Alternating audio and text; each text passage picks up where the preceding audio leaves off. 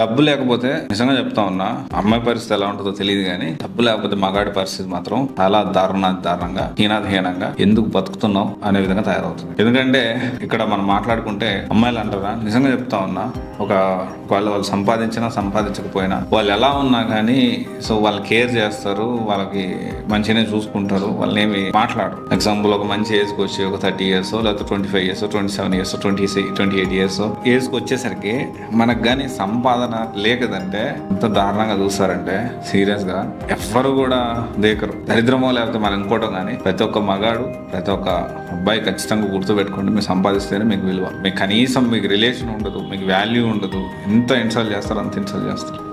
So ఇది definitely మీరు అందరూ ఆలోచిస్తారనుకుంటున్నాను. బట్ డెఫినెట్లీ మగాడన్నాక సంపాదించాలి. ఇది మన సిస్టమ్, మన పూర్వీకుల నుంచి వచ్చేసింది. దాన్ని మనం మార్చలేం, ఫాలో అవడం తప్ప.